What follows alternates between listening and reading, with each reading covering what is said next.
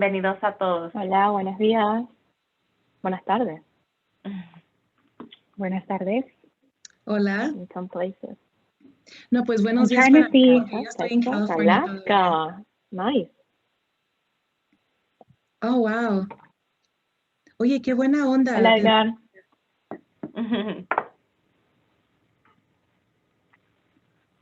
Buenos días, buenas tardes. Buenos días en California, buenas tardes en todos los demás lados. I hope I'm not the only one from the Midwest. I see lots of folks from Texas and the South. So, Wisconsin. There we go. Wisconsin.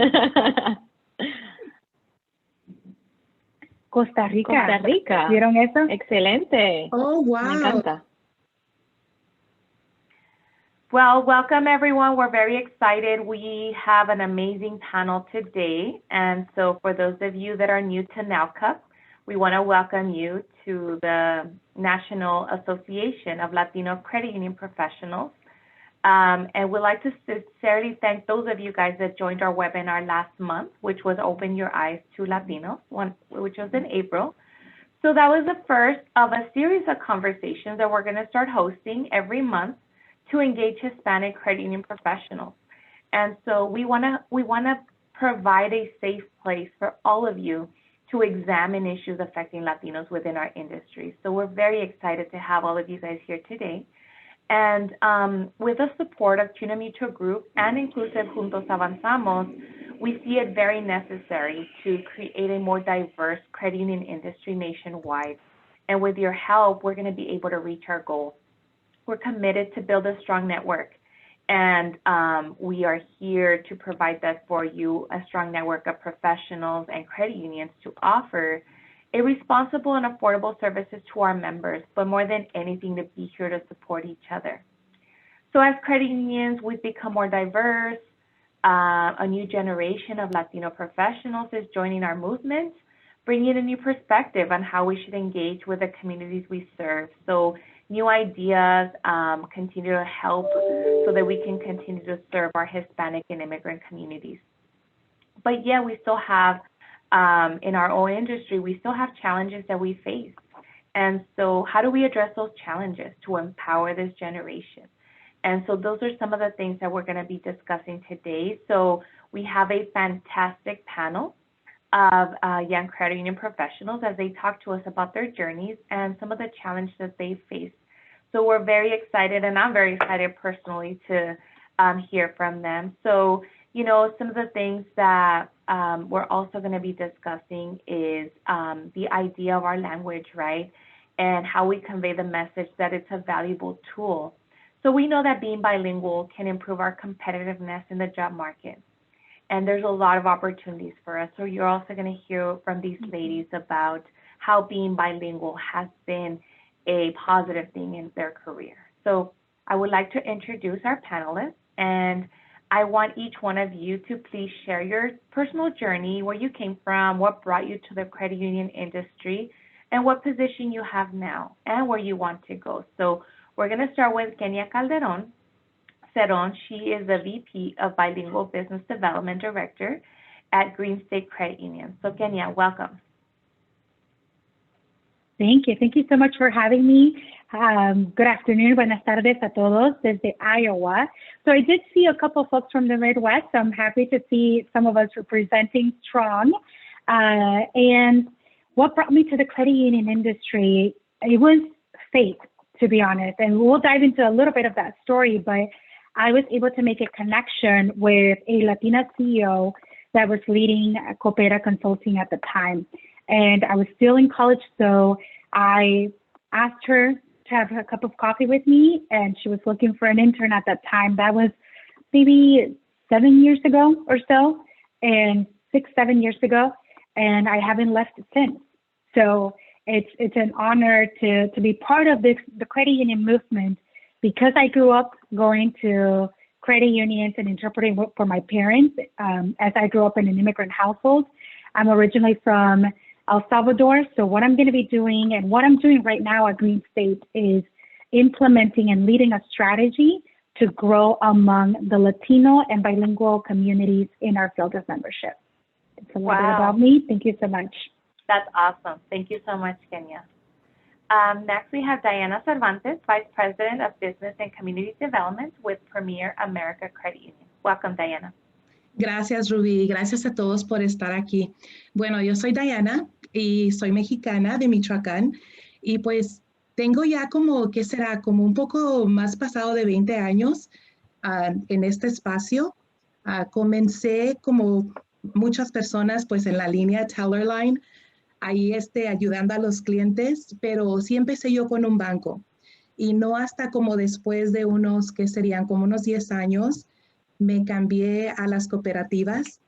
Y como te digo, once you go credit union, you never go back. And it's one of those that credit unions, they're just so different. It's a family, it's a collaboration. I think we all have that urge and sense of doing something well.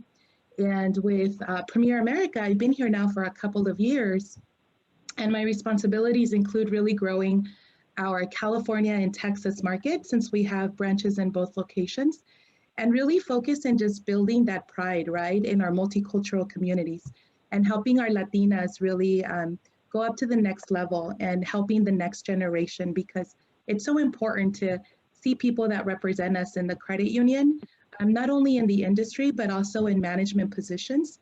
So that's something that we'll kind of get into a little bit later, but it's a pleasure to be here. Thank you. Thank you, Diana. That's awesome. And we also have Fabiana DeGuire, a Financial Inclusion Officer with Hope Federal Credit Union. Welcome, Fabiana. Gracias, Ruby. Buenas tardes. Buenas tardes. Mi nombre es Fabiana DeGuire. Yo soy originalmente de Venezuela.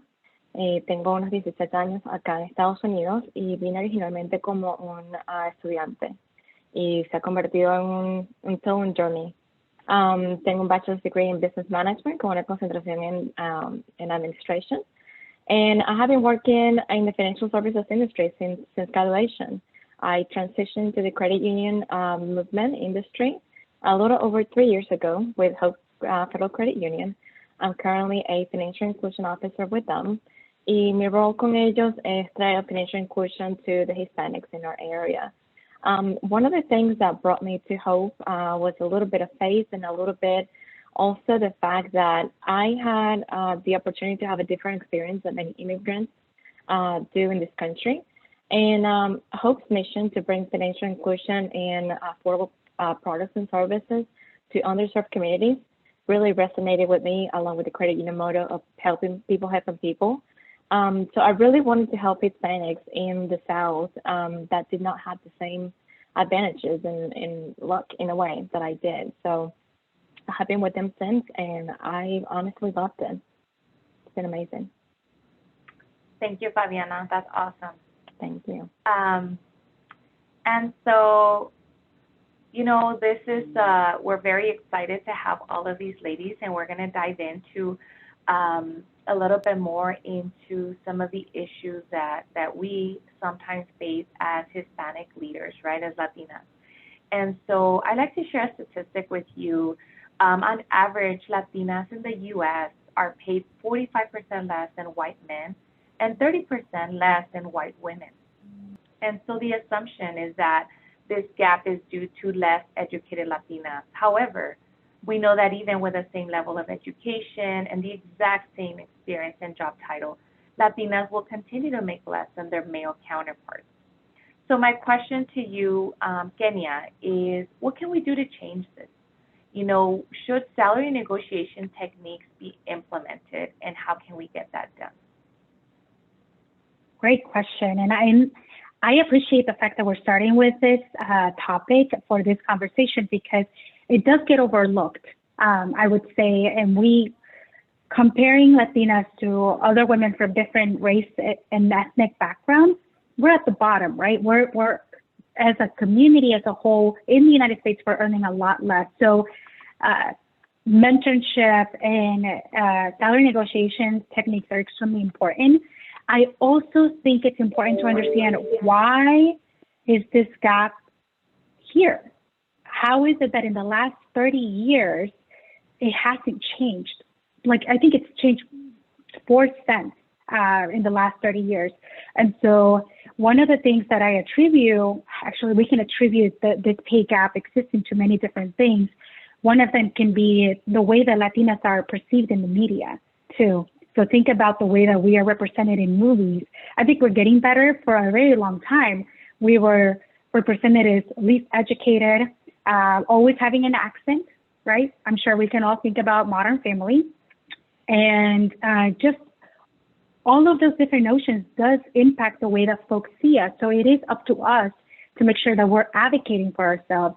Salary negotiation is one item, but there's just so many different ways that we can help and coach other, I would say, younger Latinas coming into our industry to make sure that they know their value, because it really starts with each of us knowing how much we're worth and also how much we're providing and improving our credit union industry, right? So I would say just take a look at the four of us here. All of us are in charge of growing among our community and essentially improving the bottom line of our institutions, right? That's extremely valuable. And it really starts from the folks that we have in the front lines to upper management. So just having that conversation and being open with our Latina peers about the fact that this is an obstacle that we're facing, and there are ways that we can do to tackle it. Yeah. Something else I'd like to add to Kenya.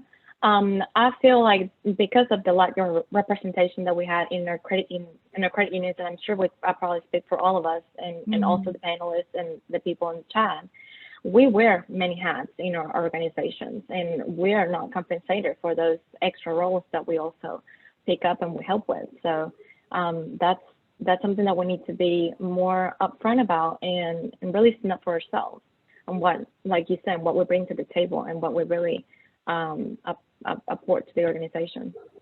Yeah, I think so too. You know, I think for me personally, growing up, like in my family, my dad was a very hardworking man, and he was always like, mija, tienes que agradecer todo esto que se te está dando, or trabaja todo lo más que puedas, you know? And I was like, okay, like definitely, you know, kind of like getting all that in. So when the first promotion comes in, I feel grateful, right? Like, I'm not going to ask for more money. My dad told me to be grateful. And I think, you know, it's also part of our culture, at least in my household.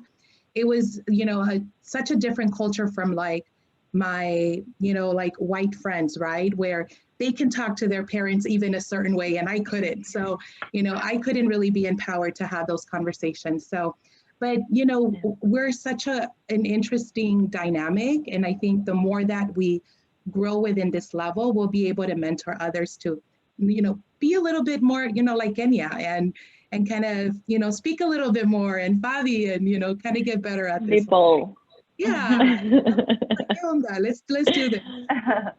That all of you brought up amazing points. You know your worth. I think that's very important that we know our worth, and we do wear many hats, but we have to know our worth. And it is, Diana, part of our culture. You're correct. We were all raised to be grateful and to do more and to do as much as we can. And a lot of times in our culture, it's very difficult to talk about money at the table, right? That's something you don't talk about. And so that's just something that is in our culture. So as we continue to evolve and work with this amazing group of people, we're going to help each other to make sure that we are able to break through that, right? So thank you so much for your feedback on that. Another thing that's very important is knowing that a personal development plan allows us to identify our goals and set benchmarks for our future self. And so in doing so, we reflect on areas where improvements needed, you know, and there are room for tweaks, such as no longer procrastinating, right? And also being too hard on ourselves. Yeah. And, you know, Diana, I wanted to start with you. You know, can you share your personal development plan and why you feel it's working for you? Yeah, so let me share with you a little bit about, you know, personal development is such an important thing, right? And I could remember when I was growing through the career, and I had a very different experience from my colegas here. I kind of worked through the ranks, right? So I started as a teller, kind of did the branch, did the loan. I mean, did pretty much every single position. And through that experience, I was always sort of like the youngest one in the room, and then Hispanic to add, the whole other layer of it. But let me tell you that I was very blessed to be able to have really good mentors, multicultural mentors, to really take me to that next level. And I remember that I used to, like, literally at the end of the night, kind of look through the open positions and learn about what those jobs entailed. And then, of course, I looked at the salary on the bottom and kind of went, oh, this would be so great, right? But like, honestly, I think educating myself with what kind of positions were there really helped me. And in those mentorships, I mean, I got to be honest, if it wasn't for those people that really supported and really kind of guide me through it, like old school bankers and just real heavy on credit union people, it would have been really difficult for me to actually go to that next level and inquire, right? But I think as we look at where we want to go and what we want to do, and if we're in a place where we can make a change, we definitely want to be able to build on that and leverage that, right? So if we talked a little bit about culture, right? So if we think about the culture and how we're raised, now I think that we have the opportunity to make a change.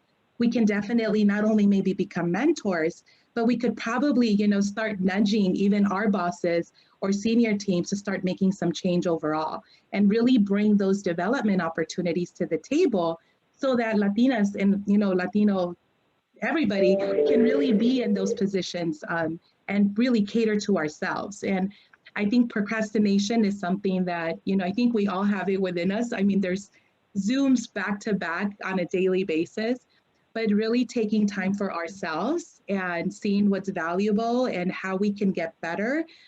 It's a discipline and a commitment that we have to make ourselves, because ultimately we need to invest in ourselves. Yeah, and I think that's a very good point, right? Investing in ourselves and discipline. I think sometimes we get caught up with being too busy, or, we take on so many roles in our organizations at home. And so, self-care is one of the things that a lot of people talk about, but how do we do that in the professional world, right? And what do we do to continue to help ourselves grow? So thank you for that. Kenya, do you have anything to add? Yes, thank you. Sorry, I was having a cough attack, and I didn't want you all to see that. Okay? Yes, I'm good. Yes, I would say as far as personal development too, is we have to acknowledge that we're going to have, some of us are going to be more extroverted than others, right? And all of us, it's still valuable to acknowledge that we're going to be very different. And it can be very scary for some of us to seek help, especially seeking help from those that we see to be in higher position than ours too. And I do attribute that to Latinos coming from a very hierarchical culture, right? And even our parents back home, there's a big change and difference in class and the way that people approach individuals based on how they dress up to go to work is something that we carry with us, whether we like to acknowledge it or whether we are aware of it or not. So I think Latinas do carry that with them too. And so just making sure that we get past that fear, we get past that hesitation and still ask for help, even especially from individuals that are in positions of power, positions of decision-making positions. Those are going to be the folks that are going to be able to give us some really great tools for us to embark on that journey. Mm-hmm. Thank you, Kenya. And I noticed that some of you guys are adding some questions to the chat, and we love that. So we are going to take some time at the end to go over your questions, which we're getting really good ones. So thank you for that, Kenya. Fabiana, do you have anything to add on the personal plan? On the personal plan development, another thing that I'd like to add is really have somebody, not only a mentor like you, Dinah mentioned, but also a champion. We could be somebody in your organization or somebody within the industry that also sees the value that you bring, that sometimes we don't see our own worth. and go to that person for, for guidance. Like, what do you think I should be doing next to grow professionally? What licenses or certifications can I obtain to keep growing in my space? And, they're just as important. It's just a cheerleader sometimes when we need one to help you see the good that you bring and the potential that you have. Yeah, and if I can just add something real quick to that, I think it's important to look sometimes outside of your organization also, right? So sometimes we think of like colleagues or peers, and we're not really sure like who would be a good fit, like to your point, like a mentor or a champion. But if you know somebody that like does really good work or it's kind of inspirational, reach out to them. I did that throughout my career. And even kind of going back, and as you develop your management style, as you develop your own style for everything, it's so important to reach out to those that made an impact in you. Thank you, Diana. I have a question that I am going to tackle right now because I think it has to do with the net worth. And we had a question that said, how do we stay humble and grateful, but at the same time ask for our net worth? So I don't know if one of you guys want to take that one on. I think those are two different things. I think asking for what you're worth has nothing about not being a humble individual. You can still be humble, but you can still know your worth and ask for what you deserve in the corporate world. I don't think, one is exclusive of the other. I think it goes back to that culture thing that we were talking about, where if you're asking for more money, or if you're asking because you feel like you deserve more, it's like, I shouldn't, right? And I think it's so important that we know what our value is. And we do bring a lot of value, and you bring a lot of value too, because that's why, you're in this role. So it's really, how do I get other people to see that and really have that dialogue where you don't feel like a sense of guilt or like you're crossing that salary line, right? But you should be, we should feel confident to be able to have those conversations. And how do you do that is by knowing our worth and what we bring. And I know, Kenya actually is very inspirational when it comes to that. I've learned a lot from her as well.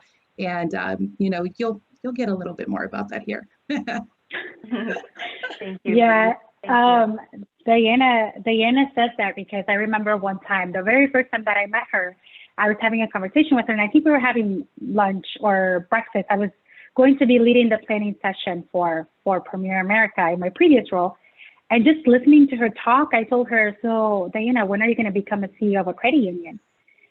And she laughed. I was serious. I was like, based on everything that I'm seeing right now, you have everything that it takes for you to lead a credit union.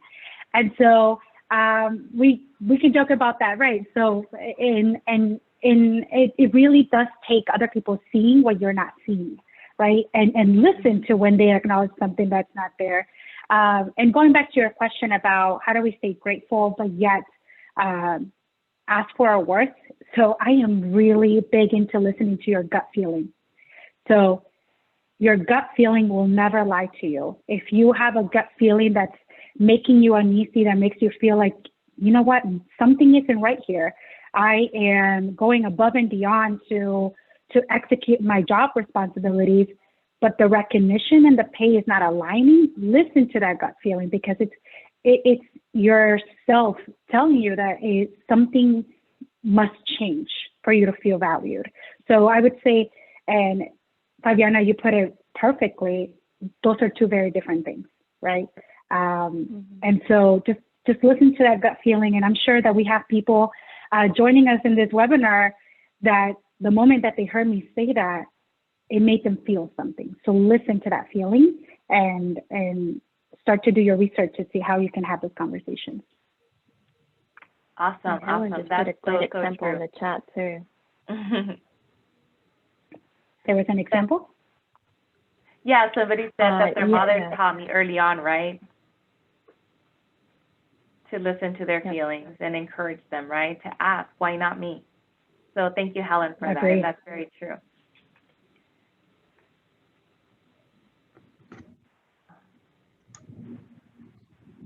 Oh no, Ruby, did she froze? You know what, I froze, but I can still hear you guys. Can you Okay, guys? perfect. Oh, awesome. Yeah, yes, we can hear you. No se asustes, Ruby. We're like, ah. Yeah. So if I Oh my God. Yeah, so I may, my PC is just going off, but if you guys are still on, we'll continue. Yeah, okay. Sounds good. Okay, so the next topic that we have, and we talk a lot about our net worth, right? So building our net worth with building our network is our net worth, right? So Fabiana, I wanted to talk a little bit about the importance of building a network. Look, I think it goes back in a way to that old saying, sometimes it's even more about who you know than what you know. And that is all thanks to network. I can tell you my own personal experience, my journey to the credit union history, to the credit union industry. I had worked for Hope via my previous employer, so I had known several individuals within the organization. And I think in a way that helped me get recognized because there were people that I had worked with, they saw my value and my contributions at my previous employer. And also they were looking for somebody with my background, with my skills and with my knowledge. So that was another leg up for me to being able to move into Hope. And further, 3 years plus in the industry, I don't think I'll be where I am without the networking. I have met so many great professionals in the industry, like-minded, that we're all trying to push for more inclusion for our communities in our different spaces, in our different regions. And we have learned so much from each other, not only on how to do our job better, but also how we can do better for ourselves as Latinas and Latino individuals in the credit union space. So I honestly thank so much to that network.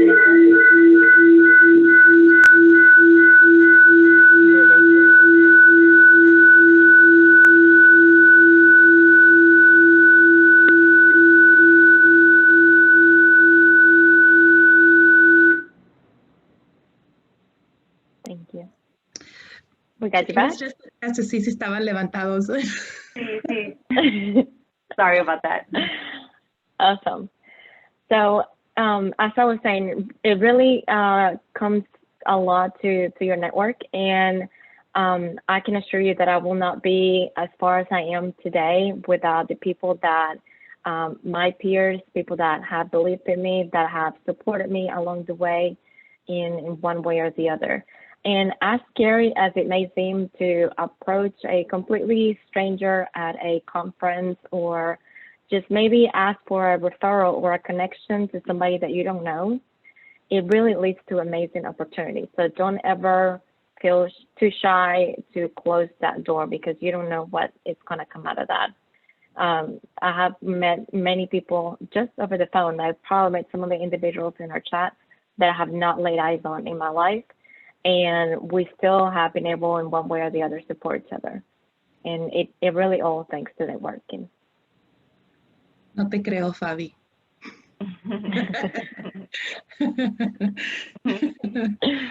Thank you, Fabiana. That was awesome. Diana, Kenya, do you have anything to add? So in going back to your point, Fabiana, I think I don't want to speak for all of you, but I think all of us are here today in this webinar because we've had mentors. We've had our cheerleaders, right, that didn't let us give up when we wanted to, that have coached us through some really tough conversations so far in our careers. And I think the reason why it can be scary is because we're really building networks out of scratch, right? Some of us don't have parents that have gone through this process with us, right?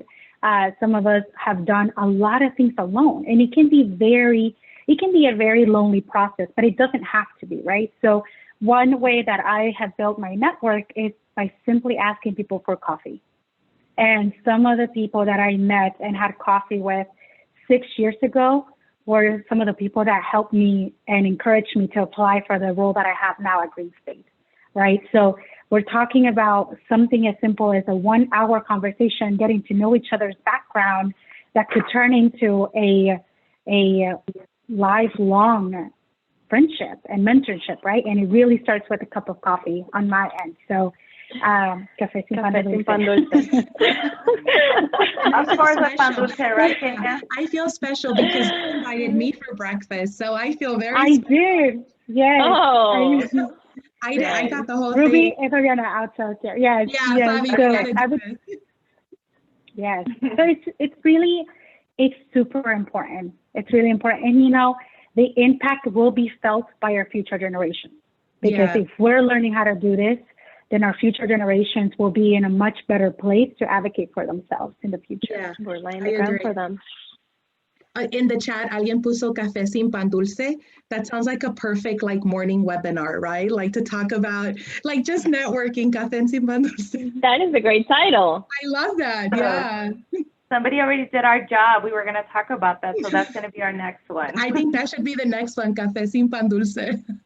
You know, and Lydia makes a comment, and I think it's very important. I relate to this. And for many years, you know, going to conferences and, you know, attending different events, and you felt so, you know, it was more difficult to connect with people. So, you know, I think this network is starting to allow us to connect with each other and, you know, find people that we can talk to. And so this is going to be a growing network.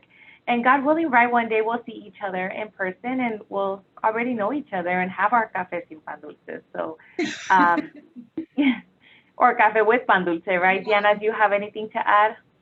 No, I think you've summarized it perfectly, and it's such a good opportunity to get to know everybody, and really, as my colleague said, you know, it's sometimes it takes us to appoint ourselves to be the ones to tap into other talent, and I think that, you know, it may be difficult at times, but it's one of the best things that we can do, and that's how you start your personal development.